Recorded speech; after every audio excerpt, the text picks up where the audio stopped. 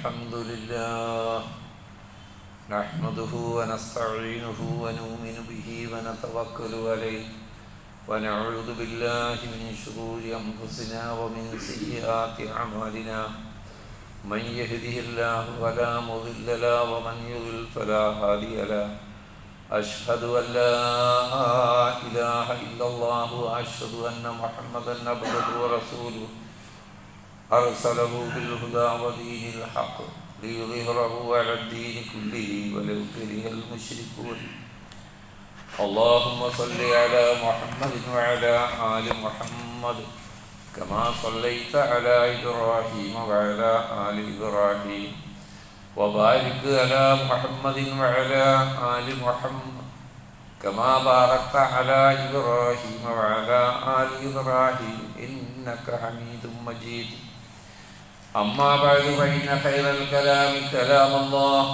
وخير الهدي هدي محمد صلى الله عليه وسلم وشر الأمور محدثاتها وكل محدثة بدعة وكل بدعة ضلالة أيها الناس أوصيكم عباد الله وإياي بتقوى الله أعوذ بالله من الشيطان الرجيم يا أيها الذين آمنوا كتب عليكم الصيام كما كتب على الذين من قبلكم لعلكم تتقون സൃഷ്ടാവും പ്രപഞ്ചനാഥനുമായ അള്ളാഹുവിനെ സൂക്ഷിച്ച് ജീവിക്കണമെന്ന് ആദ്യം എന്നോടും പിന്നീട് നിങ്ങളോടും വസിയത്ത് ചെയ്യുന്നു. പരമകാരുണ്യകനായ അള്ളാഹു നമ്മെ അനുഗ്രഹിക്കട്ടെ. മാരകമായ രോഗങ്ങളിൽ നിന്നും അപകടങ്ങളിൽ നിന്നും പ്രയാസങ്ങളിൽ നിന്നും അള്ളാഹു നാം ഏവരെയും കാത്തു രക്ഷിക്കുമാറാകട്ടെ. പ്രിയ സഹോദരങ്ങളെ,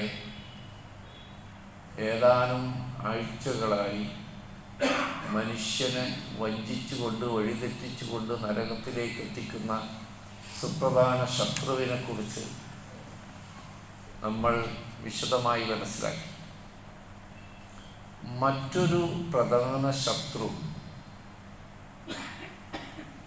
അള്ളാഹു പറയുന്നത് അത് മനുഷ്യനിൽ തന്നെയുള്ള ശത്രുവാണ്, പുറത്തല്ല, അകത്ത്. ഖുർആൻ അതിന് പ്രയോഗിക്കുന്നത് ഹവൻ നഫ്സ് എന്നാണ്. ശരീരത്തിൻ്റെ ഇച്ഛ, മോഹങ്ങൾ, വ്യാമോഹങ്ങൾ, വൈകാരികമായ ശരിതെറ്റുകളെ പരിശോധിക്കാതെയുള്ള വികാരങ്ങൾ, മോഹങ്ങൾ, ആഗ്രഹങ്ങൾ, ഇത് എല്ലാ മനുഷ്യരിലും ഉണ്ട്. മനുഷ്യനെ അള്ളാഹു സൃഷ്ടിച്ചത് ശുദ്ധപ്രകൃതിയിലാണ്, ഉന്നതമായ അവസ്ഥയിലാണ്. ആ ശുദ്ധപ്രകൃതിയെ താളം തെറ്റിക്കുന്നതാണ് മനുഷ്യനിൽ തന്നെയുള്ള ശരീരത്തിൻ്റെ ആഗ്രഹങ്ങൾ, വികാരങ്ങൾ, മോഹങ്ങൾ. പരിശുദ്ധ ഖുർആൻ പറഞ്ഞത് ലഖദ് ഖലഖനൽ ഇൻസാന ഫീ അഹ്സനി തഖ്വീം, മനുഷ്യനെ നാം സൃഷ്ടിച്ചിട്ടുള്ളത് ഏറ്റവും ഉത്തമമായ ഘടനയിലാണ്.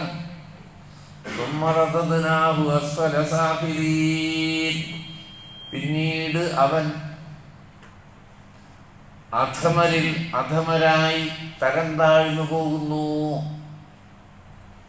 സൃഷ്ടിപ്പ് വിശുദ്ധമായ രീതിയിലാണ്. അവനിൽ സന്നിവേശിപ്പിച്ചിട്ടുള്ള ഘടന ശരിയായതാണ്.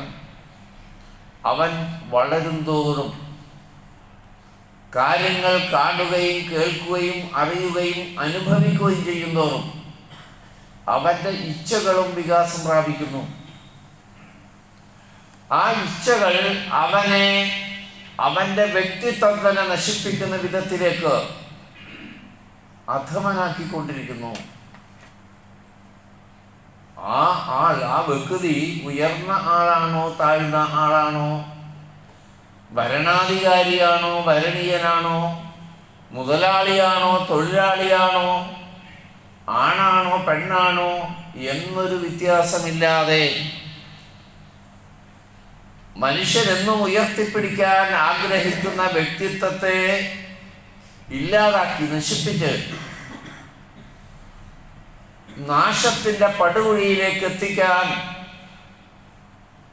കാരണമാക്കുന്നതാണ് ഈ മനുഷ്യശത്രുവായ മനുഷ്യരിൽ തന്നെയുള്ള ഇച്ഛ. അറിഞ്ഞുകൊള്ളണമെന്നില്ല.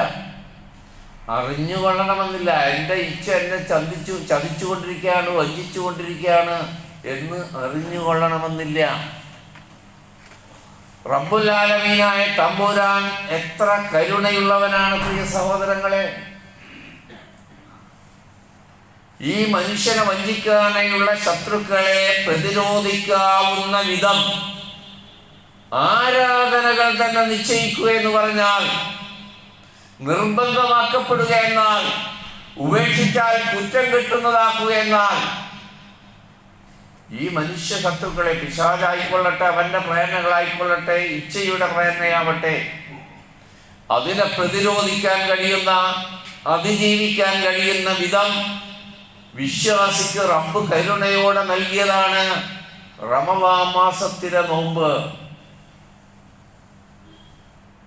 യാ അയ്യുഹല്ലദീന ആമനൂ, സത്യവിശ്വാസികളെ, കുതിബ അലൈക്കുമുസ്സിയാം, നോമ്പ് നിങ്ങൾക്ക് നിർബന്ധമാക്കപ്പെട്ടിരിക്കുന്നു. കമാ കുതിബ അലല്ലദീന മിൻ ഖബ്ലിക്കും, നിങ്ങൾക്ക് മുമ്പുള്ള സമൂഹത്തിന് നിർബന്ധമാക്കപ്പെട്ട പോലെ തന്നെ, ലഅല്ലക്കും തത്തഖൂൻ, നിങ്ങൾ തഖ്വയുള്ളവരായി തീരാൻ വേണ്ടി. ഈമാനും തഖ്വയുമാണ് പിശാചിനെയും ഇച്ഛയെയും പ്രതിരോധിച്ചുകൊണ്ട് ശരിയായ മാർഗത്തിലൂടെ സഞ്ചരിക്കാൻ മനുഷ്യന് ശക്തി നൽകുന്ന ഈമാനും ഇഖ്ലാസും തഖ്വയുമാണ്. ആ തഖ്വ നിലനിർത്താവുന്ന വിധമാണ് നോമ്പിനെ അല്ലാഹു വിശ്വാസികൾക്ക് സംവിധാനിച്ചത്. വളരെ അടുത്തെത്തിയിരിക്കുന്നു നമ്മൾ. 5 ദിവസത്തിൻ്റെ അകലത്തിലാണ്. ഇൻഷാ അല്ലാഹ് 19-ാം തീയതി വ്യാഴാഴ്ച തന്നെ നോമ്പാവാനുള്ള സാധ്യതയാണ് ഉള്ളത്. അപ്പോൾ ബുധനാഴ്ച രാത്രി കൊണ്ട് മഗ്‌രിബിന് ശേഷം റമളാൻ മാസത്തിലേക്ക് നമ്മൾ പ്രവേശിക്കുക. വളരെ ചുരുങ്ങിയ ദിവസമാണ്. ഒരുങ്ങണം സഹോദരങ്ങളെ, ഞാനും നിങ്ങളും ഒരുങ്ങണം. ഒരുങ്ങാതെ ഒറ്റ ദിവസം കൊണ്ട് സംഭവിക്കുന്നതല്ല അത്. അപ്പോൾ ഒരുങ്ങിക്കൊണ്ടായിരിക്കണം. ആ നോമ്പിനെ സംബന്ധിച്ച് ശരിയായ ബോധത്തിലാണെങ്കിലാണ് ഈ ഈമാനും തഖ്വയും ഇഖ്ലാസും നമുക്ക് അതിലൂടെ ലഭിക്കുന്നത്. സൗമ് എന്ന വാക്കിൻ്റെ അർത്ഥം നമ്മൾ മലയാളത്തിൽ നോമ്പ്, വ്രതം, ഉപവാസം എന്നൊക്കെ ഇട്ട് വിളിക്കുന്നത്. എന്താണ് സത്യത്തിൽ? അത് പരിത്യാഗമാണ്, ഒഴിവാക്കലാണ് നോമ്പ്. നോമ്പിൻ്റെ പ്രവൃത്തി എന്ന് പറഞ്ഞുകൊണ്ട് ഒരു പ്രവൃത്തിയും നമുക്ക് ചെയ്യാനില്ല. നോമ്പുകാരൻ ചെയ്യുന്നു എന്ന് അറിയാവുന്ന ഒരു പ്രവൃത്തിയും നമുക്കില്ല. ഒഴിവാക്കലുണ്ട്. ആ ഒഴിവാക്കപ്പെടുന്ന കാര്യം മനുഷ്യന് അത്യാവശ്യമുള്ളതാണെങ്കിലോ അവിടെയാണ് ഈ നോമ്പിന്റെ പ്രത്യേകത നമുക്ക് മനസ്സിലാവുക. ഭക്ഷണം കഴിക്കുക എന്നത് കുറ്റകരമായ കാര്യമല്ല, ഗുണപരമായ കാര്യമാണ്. അല്ലാഹു നിർബന്ധിച്ചിട്ടുള്ളതാണ്. കഴിക്കണമെന്ന് അല്ലാഹു നിർബന്ധിക്കുന്നതാണ്. നമ്മളെ കുലു വശ്റബു എന്ന് ഖുർആനിൽ കാണാം.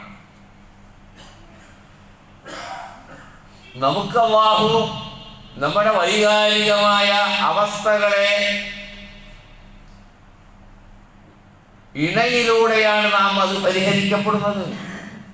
അല്ലാഹു അനുവദിച്ചതാണ്, പ്രോത്സാഹിപ്പിക്കപ്പെട്ട കാര്യമാണ്. ഇവ രണ്ടും നോമ്പുകാരൻ വെടിയുമ്പോൾ മനുഷ്യന് അത്യാവശ്യമായ അത്യന്താപേക്ഷിതമായ കാര്യങ്ങൾ പോലും നോമ്പുകാരന് വേണ്ടാന്ന് വെക്കാൻ, നിശ്ചിത സമയം വരെ നോമ്പുകാരന് വേണ്ടാന്ന് വെക്കാൻ കഴിയുമെങ്കിൽ കുറ്റകരമായ കാര്യങ്ങളെ ഉപേക്ഷിക്കാൻ ഒരു പ്രയാസവും ഉണ്ടാവുകയില്ല.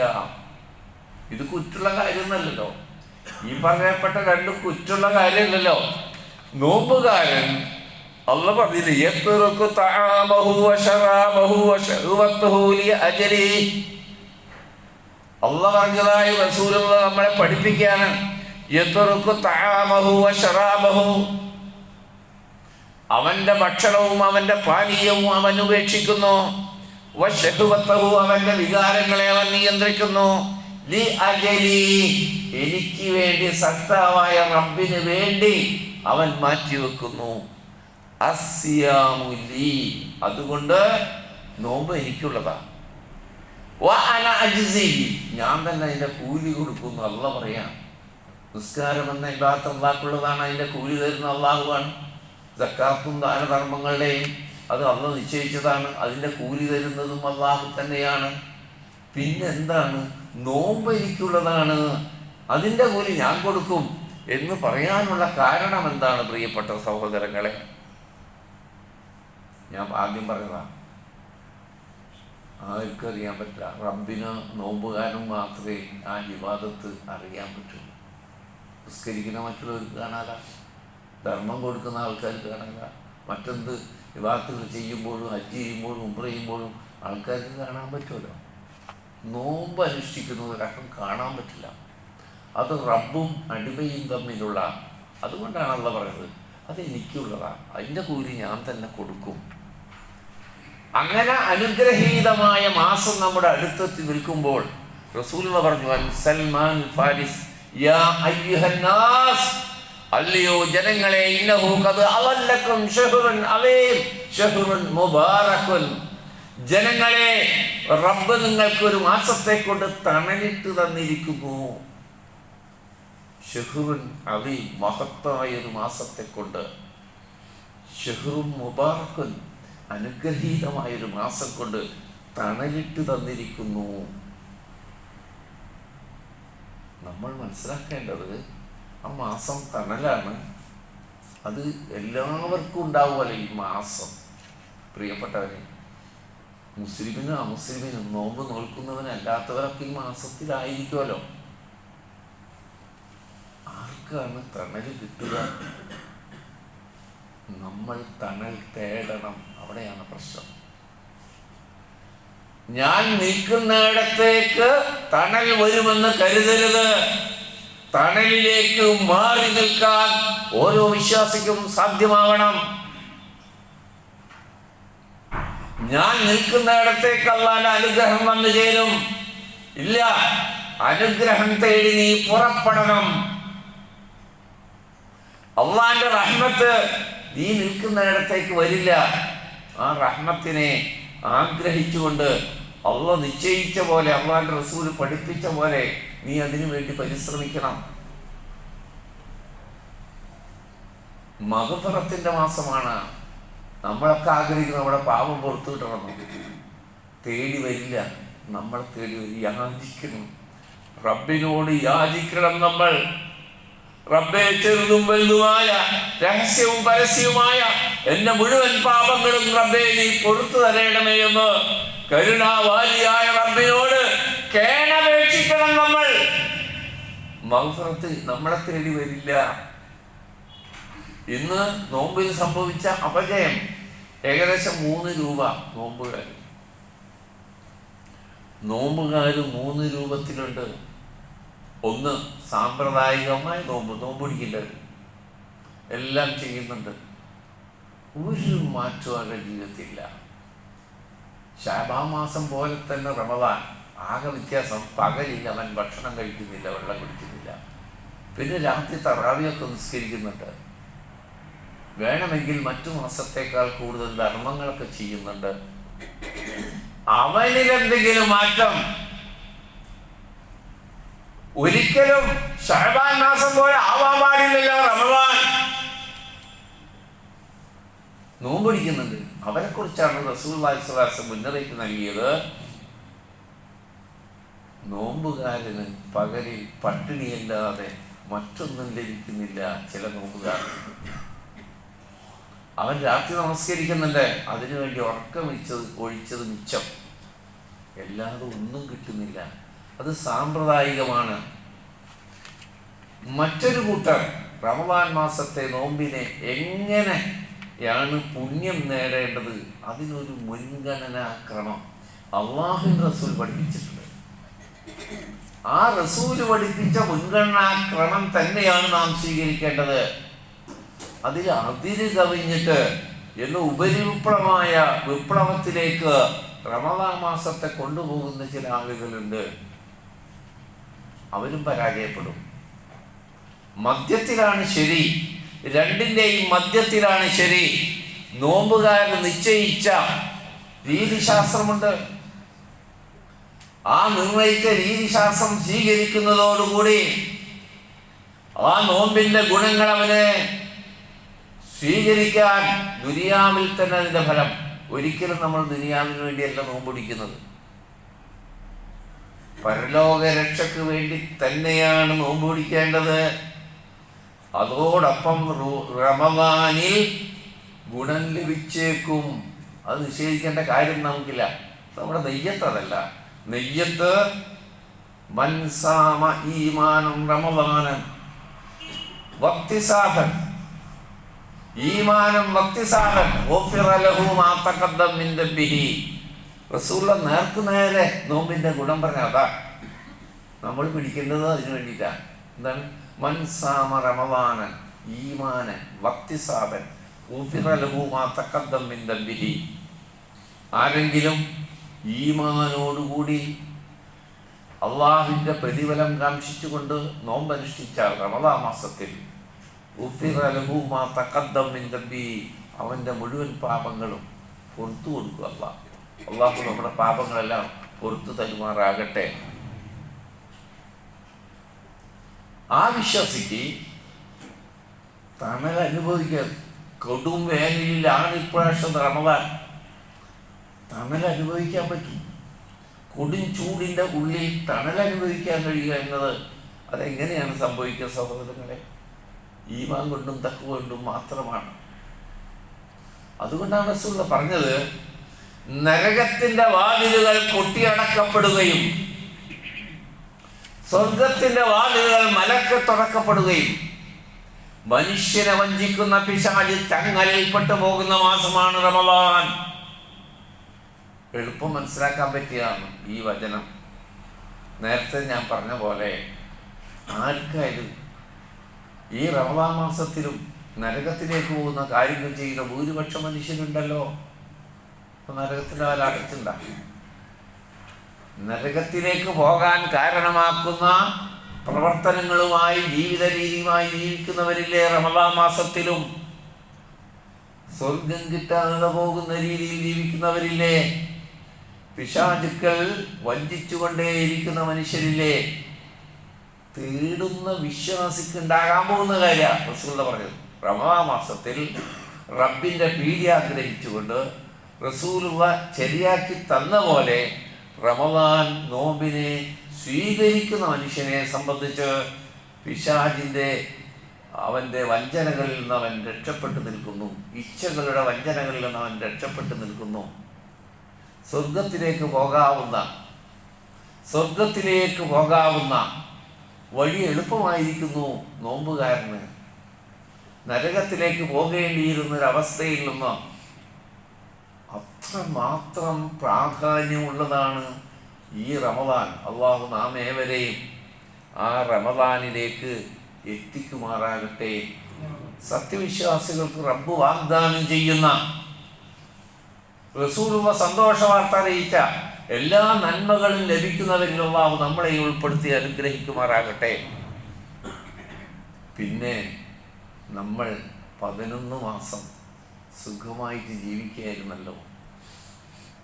കഴിഞ്ഞ റമദാൻ കഴിഞ്ഞതിന് ശേഷം 11 മാസം തിന്നും കുടിച്ചും കണ്ടും കേട്ടും സഞ്ചരിച്ചുമൊക്കെ റമദാനിന് വേണ്ടി ഒരുങ്ങുക എന്ന് പറഞ്ഞാൽ തിരക്കുകളിൽ നിന്ന് മാറുക എന്നൊരർത്ഥം കൂടിയുണ്ട്. അതിനായിട്ട് ഒരുങ്ങുക. ഒരു വ്യത്യാസമില്ല. നോമ്പ് 1-നും ശഅബാനിനും അതേപോലെ യാത്ര, അതേപോലെ ജോലി, അതേപോലെ ഒരു വ്യത്യാസമില്ല. റമദാനിന് വേണ്ടി ഒരുങ്ങണം നമ്മൾ. വ്യത്യാസം കാണണം. 2 ദിവസം ഒരേപോലെ, കഴിഞ്ഞ മാസം ഈ മാസം ഒരേപോലെ പറ്റൂല. ഒരുങ്ങണം, കാത്തിരിക്കണം, എത്തിപ്പിടിക്കണം. പെട്ടെന്ന് കടന്നു പോകും. കാലചക്രം ഇങ്ങനെ കറങ്ങാണ്. രാത്രി വരും, പിന്നെ പകല് വരും, അപ്പോൾ ഒരു ദിവസം കഴിയും. അങ്ങനെ 7 ദിവസമാകുമ്പോൾ ഒരാഴ്ച പോകും. 29-30 ദിവസം വരും, ഒരു മാസം കടന്നു പോകും പെട്ടെന്ന്. ഈ ബലം എനിക്ക് നിങ്ങൾക്ക് അനുഭവിക്കാൻ കഴിയണം. അതിൻ്റെ മാറ്റം നമ്മിൽ ആദ്യം ഹൃദയത്തിലാണ് രൂപപ്പെടേണ്ടത്, നമ്മുടെ മനസ്സിലാണ് രൂപപ്പെടേണ്ടത്. അതുകൊണ്ട് തന്നെ സഹോദരങ്ങളെ, സാമ്പ്രദായികമായ എല്ലാ വിഭാഗത്തിൻ്റെ കഥ നിസ്കാരത്തിൻ്റെ കാര്യം നമ്മൾ പറഞ്ഞുകൊണ്ടിരുന്നല്ലോ. തക്ബീറത്തിൽ ഇറാൻ കിട്ടി, പിന്നെ ഇമാമ് സലാം കിട്ടുമ്പോഴാണ് ഒരു തലിയോർമ്മ വരുന്ന രീതിയിലുള്ള നിസ്കാരം നടന്നുകൊണ്ടല്ലോ. റബ്ബിനെ കുറിച്ച് ചിന്തിക്കാത്ത, റബ്ബിനെ കുറിച്ച് ഓർമ്മ വരാത്ത, എൻ്റെ റബ്ബിനോടുള്ളതാണ്, എൻ്റെ റബ്ബിനോട്. ഈ അടുത്ത കാലത്തൊരു വാദം കേട്ടപ്പോൾ എനിക്കത് പിന്നെ മനസ്സിൽ വന്നു. നിസ്കാരത്തിൽ റസൂലിനെ വിളിക്കുന്നില്ല നമ്മളൊന്നും.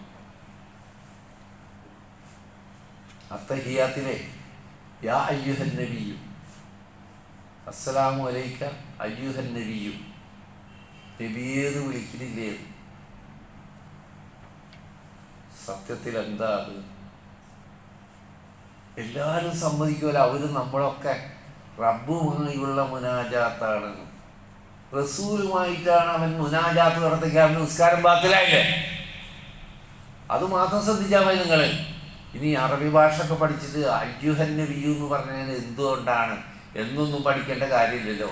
റബ്ബിനോടുള്ള മുനാജാത്താണ് നമസ്കാരമെന്ന് എല്ലാവരും അംഗീകരിച്ചിരിക്കേ അള്ളാഹുവിന്റെ റസൂൽ പറയാണ്, അള്ളാഹു അല്ലാത്തവരിലേക്കാണ് നമസ്കാരത്തിൽ തിരിയുന്നതെങ്കിൽ നിസ്കരിക്കുന്ന ആളെ വിട്ട് അള്ളാഹ് തിരിഞ്ഞു കളയും. അപ്പൊ റസൂലിനെ നേരിടും നിസ്കാരത്തിൽ ആരെങ്കിലും? അതെ, അള്ളാനെ നേരിടുന്നത് എളുപ്പം മനസ്സിലാവുമല്ലോ, എല്ലാവർക്കും മനസ്സിലാവും. ഇനി ആഴ്ച ദിവസമൊന്നും വേണ്ടല്ല. നമസ്കാരം റബ്ബിനോടുള്ള മുനാജാത്താണ് എന്ന് സമ്മതിക്കുമ്പോൾ അതിനിടക്ക് റസൂലിനെ കൂടി വിളിക്കുന്നുണ്ട് എന്ന് വന്നാൽ അവന്റെ നിസ്കാരം ബാത്തിലായിപ്പോയി. അപ്പോ സാമ്പ്രദായികമായ നോമ്പ്, സാമ്പ്രദായികമായ നിസ്കാരം എന്നത് വിട്ട് ഒരുങ്ങി തന്നെ അള്ളാന്റെ കൂലി മേടിച്ചെടുക്കാൻ, റഹ്മത്ത് മേടിച്ചെടുക്കാൻ, നിഅമത്ത് മേടിച്ചെടുക്കാൻ, മഗ്ഫിറത്ത് വാങ്ങിയെടുക്കാൻ ത്യാഗം ചെയ്തുകൊണ്ട് റമദാനെ നാം സമീപിക്കുക. അള്ളാഹു അനുഗ്രഹിക്കട്ടെ.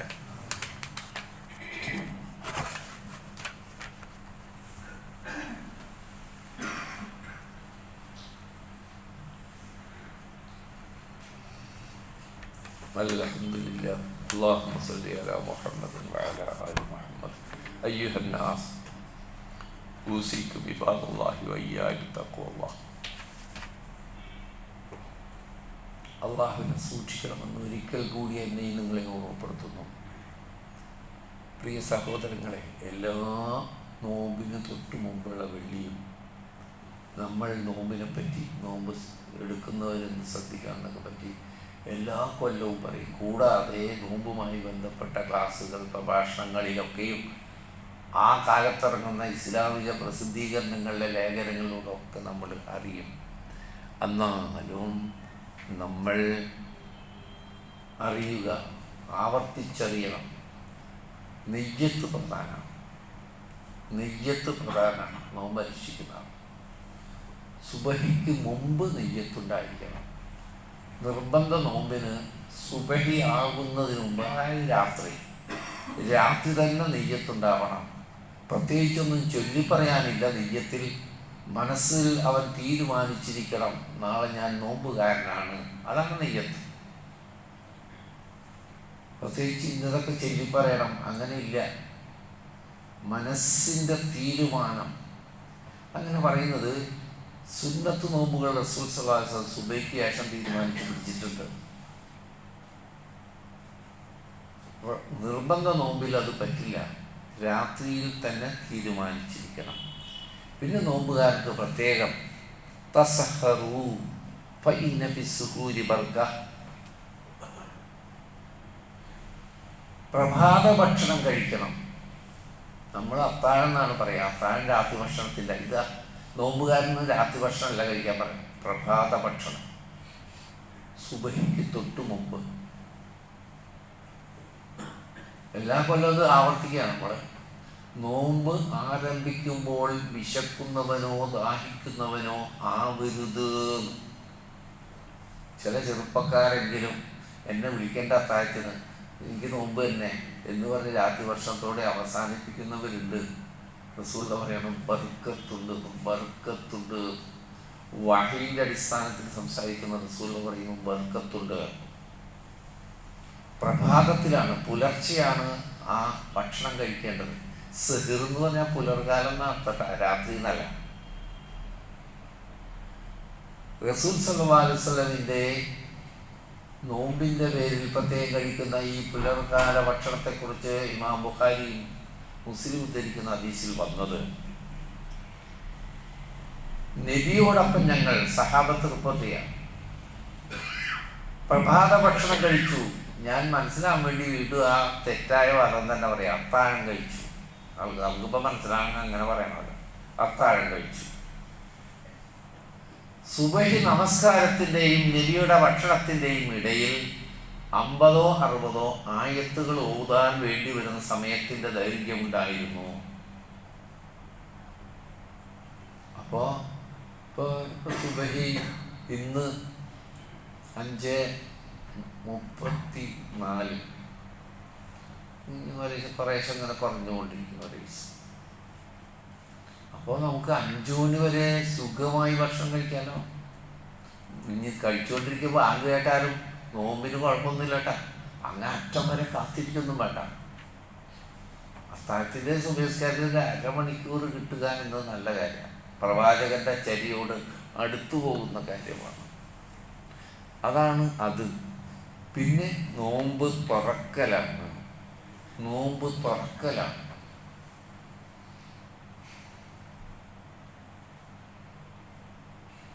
നിസ്കരിക്കുന്നവൻ സലാം വീട്ടിലൊക്കെ നിസ്കാരം പൂർത്തിയാവും.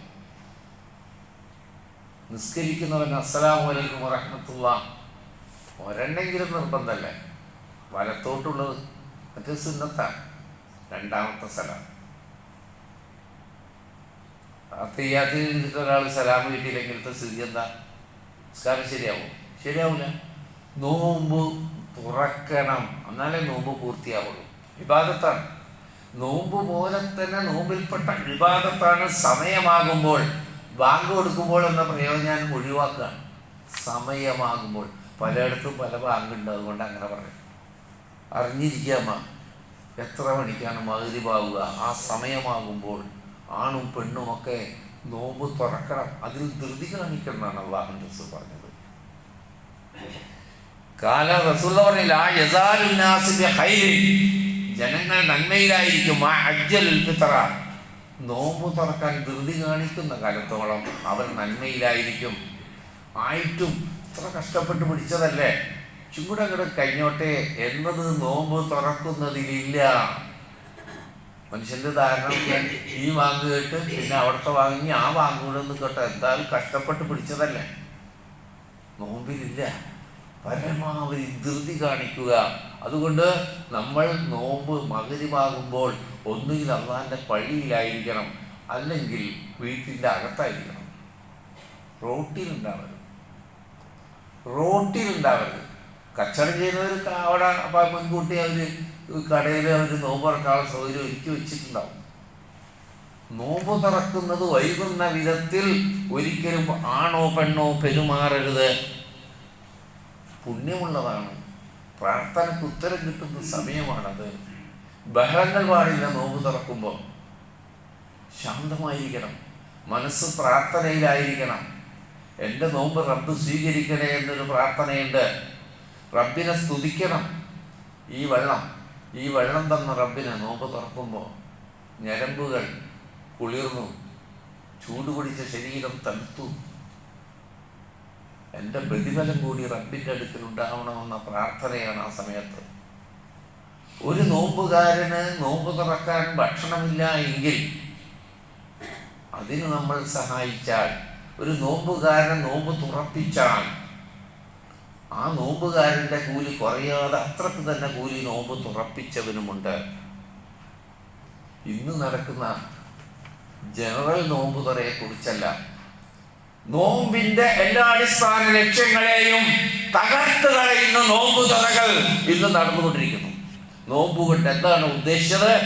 അതിനെ തകർക്കുന്ന വിധം ഭക്ഷ്യമേളകൾ, സൽക്കാരങ്ങൾ ആയിട്ട് നോമ്പുകാരനാണോ നോമ്പില്ലാത്തവനാണോ പേരിനും പ്രസിദ്ധിക്കും വേണ്ടി ഞങ്ങൾ ഇങ്ങനൊക്കെ ചെയ്യുന്ന ആൾക്കാരാണെന്ന് ലോകത്തെ അറിയിക്കാൻ വേണ്ടി റസൂൽ സല്ലല്ലാഹു അലൈഹി വസല്ലം ഒരു നോമ്പില്ലാത്ത ഒരാളെ, അവിശ്വാസിയെ നോമ്പ് തുറപ്പിച്ചിട്ടില്ല. സഹാബത്ത് ചെയ്തിട്ടില്ല, ഒരു മാതൃകയുമില്ല. നമുക്കിപ്പോൾ ഇസ്ലാം അങ്ങോട്ട് പുതിയതായിട്ട് അവിടെ കിട്ടിയതല്ലേ.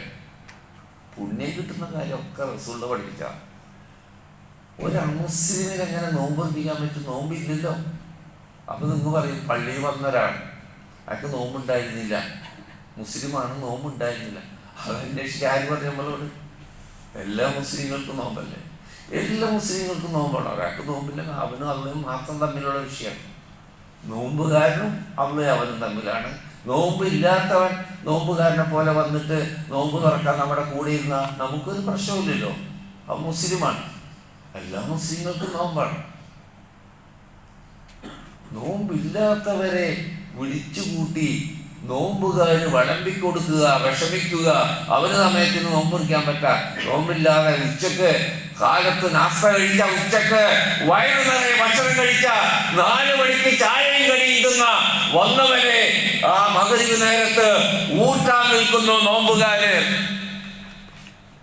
ഇസ്ലാമിനെ തന്നെ അപമാനിക്കുന്ന രീതിയാണത്. ഇസ്ലാമിലില്ല. ആര് ചെയ്താലും, നമ്മൾ ചെയ്താലും നമ്മല്ലാത്തവർ ചെയ്താലും എന്ന് നമ്മൾ മനസ്സിലാക്കുക. പ്രിയ സഹോദരങ്ങളെ, റസൂലിന്റെ ചര്യയിൽ ഇവിടെ പാലിക്കേണ്ടത്. മദീനയിലല്ലേ ഈ നോമ്പൊക്കെ ഉണ്ടായത്? മദീനയിൽ ചെന്നേപ്പിന്നല്ലേ നോമ്പ് നിർബന്ധമായത്? ഹിജറ 2-ാം കൊല്ലത്തിലാണ് നോമ്പ് നിർബന്ധമായത്. മക്കയിൽ വെച്ച് നോമ്പ് പിടിച്ചിരുന്നെങ്കിൽ നോമ്പ് നിർബന്ധമാക്കപ്പെട്ടിട്ടില്ല. അവിടെ ജൂതന്മാരുണ്ട്, ക്രിസ്ത്യാനികളുണ്ട്, മദീനയിലെ മുശ്രിക്കുകളുണ്ടായിരുന്നു. ഒരു ഹദീസിന്റെ തുണ്ട് നോമ്പ് തുറക്കാൻ അവരെ കൂടി ക്ഷണിച്ചു ഇല്ല. നമ്മൾ ദീൻ പുതുക്കി പണിയാ. നമ്മളായിട്ട് പണിയണ്ട. അള്ളാഹിന്റെ ദീനാണ്. അള്ളാഹുവും റസൂലും പഠിപ്പിച്ചതിൽ അപ്പുറം ഒന്നുമില്ല പ്രിയപ്പെട്ടവരെ. പിന്നെ നമ്മൾ രാത്രി നമസ്കാരം എന്നത് എല്ലാ ദിവസവും ഉള്ളതാണ്. പക്ഷെ നോമ്പുകാലത്തെ പുണ്യകർമ്മങ്ങൾക്ക് ഏറെ പ്രതിഫലമുണ്ട്. ഒരു സുന്നത്തിന് ഒരു ഫർദിന്റെ കൂലി, ഒരു ഫർദിന് 70 ഫർദിന്റെ കൂലി. അതുകൊണ്ട് നമ്മൾ ശ്രദ്ധിക്കാറുണ്ട്. നോമ്പ് കാലത്തെ തറാവിയും ശ്രദ്ധിക്കും. അല്ലാത്ത കാലത്ത് നിസ്കരിക്കുന്നവരുണ്ട്, നിസ്കരിക്കാത്തവരുമുണ്ട്, നിർബന്ധമല്ലാത്തത് കൊണ്ട്. അപ്പോൾ കാലങ്ങളായി തർക്കം തീരാതെ നടക്കുക. നമുക്ക് കൂടെ അള്ളാഹുവിൻ്റെ റസൂലിൻ്റെ ചര്യ അറിഞ്ഞാൽ അതിൽ നിർബന്ധ ബുദ്ധി വേണം. സുന്നത്തല്ലേ, രാത്രിസ്കാരല്ലേ, എങ്ങനെയെങ്കിലൊക്കെ മതിയാവും എന്നതല്ല. വഅശ്ഹദു അന്ന മുഹമ്മദ് റസൂലുള്ളാഹി പ്രഖ്യാപിച്ച നമുക്ക് റസൂലിൽ നിന്ന് കൃത്യമായ ചര്യ ലഭിച്ചിട്ടുണ്ടെങ്കിൽ അത് പിൻപറ്റണം. താബീർ നമ്മുടെ ഉമ്മ ആയിഷ ബീവിയോട് ചോദിക്കുകയാണ്, അള്ളാഹിൻ്റെ റസൂലിൻ്റെ രാത്രിസ്കാരം എങ്ങനെയായിരുന്നു? നോമ്പിലെ കാര്യമാണ് ചോദിച്ചത്. ഉത്തരം കേട്ടാ, മാകാന യസീദു ഫീ റമളാന വലാ ഫീ ഗൈരിഹി അലാ 11 റകഅ. ആയിഷ റളിയല്ലാഹു അൻഹ മറുപടി പറഞ്ഞപ്പോൾ നോമ്പിലെ മാത്രാക്കില്ല, നോമ്പിലോ റമളാനിലോ അല്ലാത്തപ്പോഴോ റസൂലുള്ള 11 റകഅത്തിൽ കൂടുതൽ വർദ്ധിപ്പിച്ചിട്ടില്ല. ഇമാം ബുഖാരി, മുസ്ലിം ഹദീസ് പണ്ഡിതന്മാർ മുഴുവൻ പറയുന്നു, പ്രവാചകന്റെ രാത്രി നമസ്കാരത്തെ കുറിച്ചുള്ള ഹദീസുകളിൽ ഏറ്റവും ബലപ്പെട്ടത് ഈ ഹദീസാണ്. ഇമാം ബുഖാരി, മുസ്ലിം മുത്തഫഖുൻ അലൈഹിയായി ഉദ്ധരിച്ച രാത്രി നിസ്കാരം നേരിട്ട് അനുഭവിച്ച് കണ്ട നമ്മുടെ ഉമ്മ ആയിഷ ബീവി റളിയല്ലാഹു അൻഹ ഉദ്ധരിച്ച ഹദീസാണ് ഈ വിഷയത്തിൽ ഏറ്റവും സഹീഹ്. അതുകൊണ്ട് തന്നെ ഹദീസ് പണ്ഡിതന്മാർ ഹദീസിൻ്റെ ബലാബലം നിശ്ചയിക്കുമ്പോൾ ഈ ഹദീസിനെതിരായി വരുന്ന ഹദീസുകളെ തള്ളാറുണ്ട്. അത്ര ബലാബലം. ഈ ഹദീസിന് വിരുദ്ധമായൊരു ഹദീസ് കണ്ടാൽ ഇതിനെതിരാണെന്ന് പറഞ്ഞുകൊണ്ട് തള്ളാറുണ്ട്. ഇനി ഉമർ ഖത്താബിനെ പേര് കൂട്ടാറുണ്ട്. ഉമർ ഖത്താബിൻ്റെ കാലത്ത് 20, അത് പിന്നെ ഇപ്പം വഹാബികൾ അതുണ്ടാക്കി 8-3 ആക്കി എന്നൊക്കെ നിങ്ങൾ കേൾക്കാറില്ലേ? എന്നാൽ ഉമർ ഖത്താബിൻ്റെ വിഷയം തന്നെ പറയാം. ഇമാം മാലിക് റഹ്മത്തുള്ളാഹി അലൈഹിയുടെ ഹദീസ് ഗ്രന്ഥമാണ് മുവത്ത. മദീനയിൽ ജീവിച്ച് മദീനയിൽ മരിച്ച ഇമാം മാലിക് റഹ്മത്തുള്ളാഹി അലൈഹി. നബി സല്ലല്ലാഹു അലൈഹി വസല്ലം പട്ടണം വിട്ടു പോയിട്ടില്ല അദ്ദേഹം. ഇമാം ഷാഫി മക്കയിൽ നിന്ന് അങ്ങോട്ട് പോയി പഠിക്കുകയാണ്. ഇമാം ഷാഫി ശിഷ്യനാണ് ഇമാം മാലിക്കിൻ്റെ. അതിനുവേണ്ടി പഠിക്കാൻ വേണ്ടി മദീനത്തേക്ക് പോയതാണ്. എല്ലാരെയും ശിഷ്യന്മാരായിട്ട് എടുക്കൂല, പരിശോധിക്കും. എൻ്റെ ശിഷ്യനാവാൻ യോഗ്യതയുണ്ടോ? കൂട്ടത്തിൽ ഈ കൗമാരക്കാരനായ ഇമാം ഷാഫി ചെന്ന് അപേക്ഷിച്ചപ്പോൾ ചോദിച്ചു, ഹദീസിൽ നിന്ന് എന്തെങ്കിലും അറിയുമെന്ന് ചോദിച്ചു ഇമാം ഷാഫി. ഈ ഇമാം മാലിക് റഹ്മത്തുള്ളാഹി അലൈഹി ഹദീസ് രചിച്ച കിതാബായ മുവത്ത മനപ്പാഠം അങ്ങോട്ട് പറഞ്ഞു. പഠിക്കാൻ ചേർന്നിട്ടില്ല. ഹദീസിലെ ഇമാം ആ മുവത്തയിൽ അമറ ഉമർ ഖത്താബ് റളിയല്ലാഹു അൻഹു കൽപ്പിച്ചു ഉബയ്യ് ഇബ്നു കഅബിനോടും തമീമുദ്ദാരിയോടും